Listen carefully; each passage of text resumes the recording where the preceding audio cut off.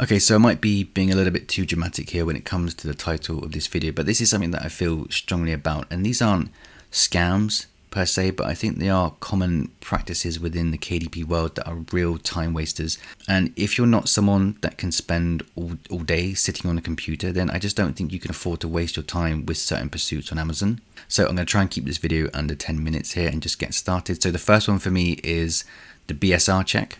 So the reason why I think this is so misleading and just a terrible way to do your niche research and to verify that you can make sales within the niche is to take the BSR of a really good selling book. Like, this is something that a child can do within 2 minutes. So for example, if I come over to Amazon and I search for coloring book for kids, and then I come down to this one here, for example, jumbo coloring book, it's ranked 742. Then I come across to the Amazon BSR sales calculator here, plug that in 742, come over to that and be like, oh my god, like this is making 2,708 sales a month, nearly 200 sales a day. And if this person is selling it for $7, they're making $2 profit, therefore they're making X amount per month. It's insane. This is a great niche to get into. You're gonna make money with this. If they're making this much money, you can make some money as well with it, at least a few hundred or $1,000 a month if you do it. But honestly, if we take certain factors into consideration here, like how well established these books are on the front page when it comes to generic niches like coloring book for kids, and then take into consideration the amount of people that do the same thing, whether they plug a BSR into the Amazon book sales calculator and get gassed up because the book's making so many sales per month. How many people do you think do that and then start pursuing these books as well? So there's a stupendous amount of competition for these really broad niches like this. And unless you can create something better than this, and even if you create something better than this, that doesn't mean you'll make any sales. You'll then have to pursue an ad campaign that can get you onto the front page that will then help you compete with these books. And I can promise you, because I did this myself, I actually tried to target a jumbo coloring book, and I was spending $100 a month on ad campaigns, and it took me to page 3. So to get that to page 1 for this type of niche would cost me a ridiculous amount of money. And I think if you create a book like this in such a broad niche, then I honestly think you're wasting time unless you know that you have the budget to push it up onto the front page. And honestly, these aren't like secret hidden niches just because they have a good BSR and someone's plugged that into a BSR calculator and shown you it.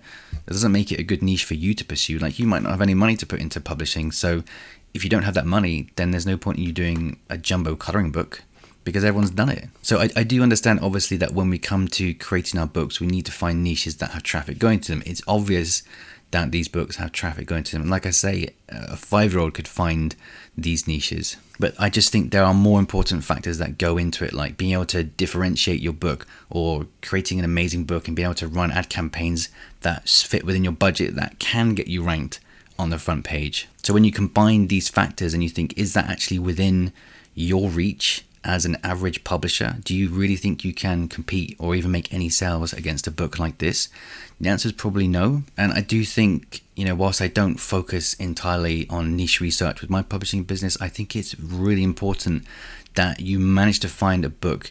If you're going to try and target something like this, you need to find a book that has traffic going to it, but the competition isn't stiff like this. The competition is wild for something so generic. Okay, so in my case study, that you've probably heard me talk about 1,000 times, I talk about this kind of middle ground niche where we find books that have got traffic going to them, but at the same time we know that we're going to be able to compete on the first couple pages where we can make sales if we run ads to those books. Okay, and if you want to check out the preview of my case study, you can go to the description and it's in there somewhere, you'll find it. So the next big one here, and this is probably going to upset a few people, but I think the next big time waste is low content book publishing in general. So I think there's a misconception here that low content book publishing is easy money, and it's definitely sold as an easy passive income, when the reality is that it's just easy to do. I know you can make money, and you can make very good money with low content books in 2021 and beyond. You'll definitely be able to do that. I know people that do it that make more money than I do with my publishing pursuits, so there's a place for it. And I do think it's a great way to get some experience when it comes to uploading a book to KDP, because a lot of us don't We want to dive right into the deep end, so we start with low content books with low expectations, right? But I genuinely feel that this opportunity has been severely misrepresented to the point where people think this is easy money and they can upload like 100 generic journals a month and not make any sales with it, and then get disheartened and quit. And I can already feel the comments coming in here about people making X amount a month with low content books. So like I say, I know people do, but the thing is, I think people get dragged into what other people are doing, and that is believing that if you create a certain number of books, then Amazon's going to owe you an income in return, when it doesn't. So you might see maybe Chris has got 350 books, or another YouTuber's got 5,000 books, and if you want to see those results, then you got to hit those numbers. But the reality is that those numbers come over time, and this isn't a dig at anyone on YouTube. These people have worked very hard for quite some time. For me, it's a year, at least a year of working on this to get some good income from it.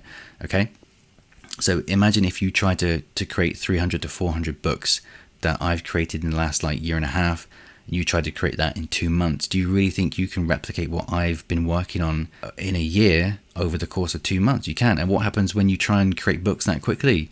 You create rubbish that nobody wants to buy. And the thing is, when you pursue things that way with just the volume attitude in mind, you end up creating these books for yourself and your idea of what a passive income should be. And you don't care who it should really be for, and that's for Amazon's customers. So what I think is that you need to find a way to create a book which, dare I say, that you love and care about. Think about who your end user actually is and find a way to create that book where you can actually utilize your own ideas, tap into your creative side, and create something worthwhile on Amazon, not just a lined journal with a picture of a cactus on it. Okay, so on that note, if you've been watching my channel for the last few days, you'll see that I'm quite clearly promoting the hand-drawn maze software, and just consider this another nudge toward this during the promotional period. I know people are going to get annoyed if I keep talking about this every day, but it'll be over soon. I promise it'll be done. But what I want to do is to suggest this software to people that do struggle to actually put some creativity into their books. So if you're stuck just creating things like journals and notebooks and planners and things like that, and you want something different to pursue where you can actually utilize your creative side quite easily and quite quickly, then I would recommend the software, especially if you're targeting kids books. And that area of publishing, selling kids books is something that I feel passionate about, and it's something that I enjoy creating. So for me, using this software is something I know that I'll be able to create something good and that I feel passionate about. So just to very, very quickly showcase one of the features in here that I don't think anyone really talks about. So if you are looking to create activity books, for example, and you want to give them sort of that unique spin that I keep talking about in all of my books, with this software you have the ability to create sort of story driven mazes. So for example, what we have on screen here, which I've just made very quickly, is a maze here that has 3 different solutions. Okay, so the child can go 3 different ways to get to the end goal. However, if you were to create this maze and you want to have like a story behind it, where if the child goes the wrong way, they hit a comet, and if they hit the comet, they have to go back to the start. So if you wanted to create that, let me just grab a comet here. So what we would need to do here is to know which one of these paths that we have to block off. So if the child hits the comet, they can go back to the beginning. Okay, so without this certain feature, it would be a complete nightmare, and you probably wouldn't be able to do it for an activity book that has more than one of these in. So what we can do is use the view path tools to see what different paths the child can take to get to the end goal. So there's the first path, there's the second path, and then there's the third path as well. Okay, so there's 3 different paths. So if we're creating this story driven maze where we want to block these paths off, we'd be able to use the path selection tool and start blocking off areas that we know aren't the correct solution. Okay, so the solution would be this one here, but if the child went the wrong way and hit this, then they have to start again. So if you try to do that without this specific piece of software, that would probably take you many, many hours to do and lots of guesswork. And yeah, that's just one way that you can add some more creativity into your books. Now, like I say, I don't want to keep going on about hand-drawn mazes because I know you're sick of it. But if you want to check out the review for it, that's going to be in the description. If you want to check out my bonuses, that's going to be in the description as well. Everything's in the description. If you're interested in hand-drawn mazes, the pricing, things like that, just you can go and check that out. But that's enough of that for now. Okay, so the last big one here, the last big time waste for me is creating your book covers in CANVA. Now, this is a funny one for me, and the reason for that is because my best-selling coloring books book cover was created by me in CANVA. Okay, so let me explain this. Your book cover is massive for your book's performance. Okay, it's what people judge the quality of your book by. Whether you believe that or not, it's not going to be the case for everyone, but the vast majority of people will judge a book by its cover, okay? Especially on Amazon where they're going to be spending money. So if you spend 3 months creating a great book, like a coloring book or an activity book, then you spend 3 hours making a really average or below average cover on Canva, you've wasted those 3 months of hard work, okay? You need to outsource your book cover. You need to do your book some justice and get something crazy made, and don't upload that until it's ready, until you're happy with it, okay? So now if you're pumping out low content books like there's no tomorrow, you're not going to care about outsourcing every one of those covers. Then that's fair enough. That's your strategy, not mine. That didn't work for me and it wasted about 4 months of my life, but I'm not here to tell you what direction to take. This is just what I do. But hold on, did I not say that my best-selling book's cover was created in Canva? I did. So let me show you something here. The niche that I was creating this within demanded that the cover be simple. Okay, so that actually, to disclose that, it was a senior's coloring book. So that needed to be quite a simple cover. So it made sense to be able to make that in Canva. I didn't need to outsource that. So therefore I could reach the standard within that niche. Okay, so let me give you an example here of why this can be a complete waste of time. Okay, so I don't actually like showing off other people's book, but just to use this as an example, because you're never going to be able to compete with this book anyway. For this niche, where it's a simple coloring book for people with dementia, for example, then that demands, within this niche, it demands a simplistic cover as well. Okay, so that makes sense to the target audience. So this was similar niche to what I was publishing for that coloring book, the cover that I created in Canva. So I could do that, and I could do that and reach a similar standard to this because it wasn't hard to do. You know, it took some time, maybe, I don't know, 10 hours combined to create the cover, but it worked, and it's still my best-selling coloring book, I think. But let's just do another example here. If we go back to the toddler coloring book.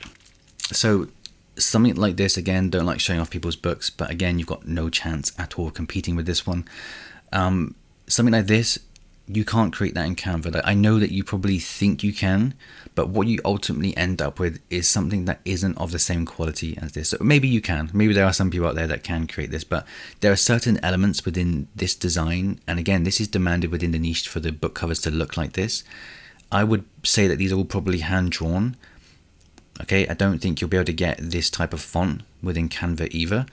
But for this type of book, if you created a kid's coloring book like this, and you wanted to really showcase how fun, how exciting, how playful that this book is going to be for the customer's child, then, you know, are you able to get to that standard via Canva? For me, I've tried it, it doesn't work. And if I get to the point where I'm like, you know what, I can't create a book cover that looks anything like this, I can't compete with the standards set by this book. If I can't do that, if I decide that, then I outsource it. And, you know, outsourcing a cover, $30 to $50, is the type of money that I'm happy to spend on it. And that's the reason why I think that creating your book covers in Canva can be a huge waste of your time, okay? Because if you do, like I say, if you put all that hard work into creating the interiors, finding your niches, etc., and you plan on running ads to that book, you know, if you run ads to a book that's got a terrible cover, it is going to affect the conversions for it. Honestly, it will. And again, that's going to be more time and more money that you've wasted. So the big one here is to get your covers absolutely spot on and don't upload them until you're happy with them. And like I say, if you're a spammy low content guy or gal, then it's not really going to affect you whatsoever. So anyway, that's it for the video. That is my top 3 time wasters on Amazon KDP. You might disagree, but we can still remain friends, I'm sure. And again, if you think the hand-drawn maze software is a good fit for your publishing business, then everything you need to know about that is in the description. And also, be ready for the 25th of February, because I keep talking about the interview that I'm doing with my Facebook friend who made I must be over 150 sales now. I can't remember how much it is that he's made with it, but with his first ever book. So got that interview coming on the 25th, which I think is 2 days from now. So look out for that, and I'll see you then, okay?